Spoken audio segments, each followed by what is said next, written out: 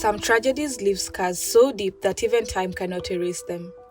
On the night of July 13th, 1991, a Kenyan school turned into a scene of unimaginable horror.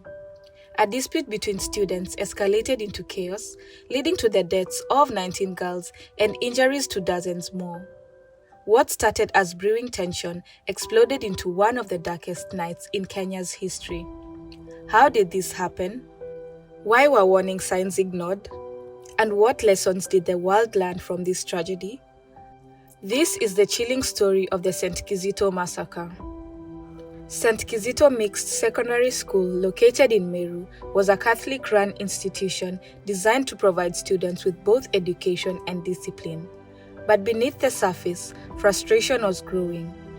Female students had raised concerns about mistreatment and harassment by their male counterparts, but their complaints were largely dismissed. The administration's strict policies created further tension, leaving students feeling unheard. Days before the tragedy, a dispute between the boys and girls escalated, setting the stage for what would become a night of pure terror.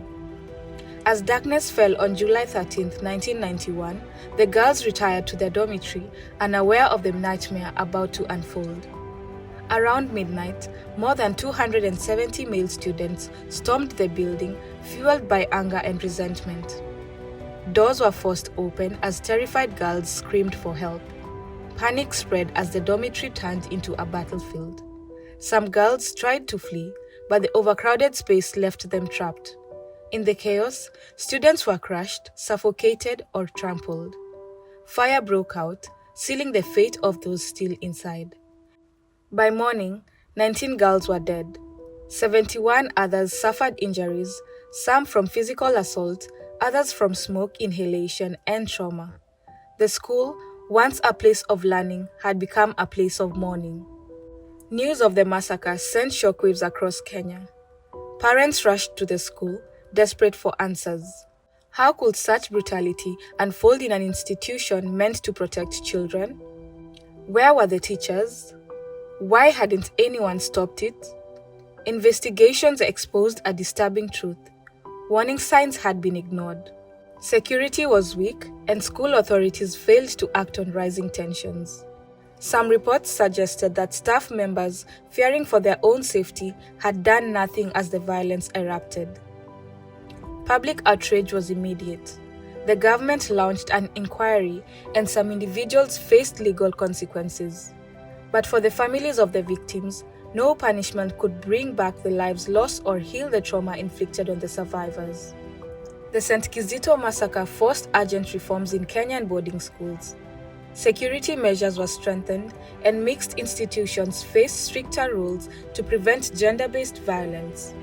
But for many, these changes came too late. The survivors carried the weight of that night for the rest of their lives. Many struggled with PTSD, while the families of the deceased were left with a pain that never faded. Decades later, the tragedy still lingers as a painful reminder of what happens when warnings go unheeded. The events of that night were more than just a tragedy. They were a wake-up call, a reminder that unchecked violence, ignored grievances, and institutional failures can have devastating consequences. But have we truly learned from St. Kizito? Are schools any safer today? The discussion continues. What do you think could have prevented this disaster? Share your thoughts in the comments below. If you found this story important, like, share, and subscribe to Chronicles Revealed. Together, we keep history alive so that tragedies like this never happen again.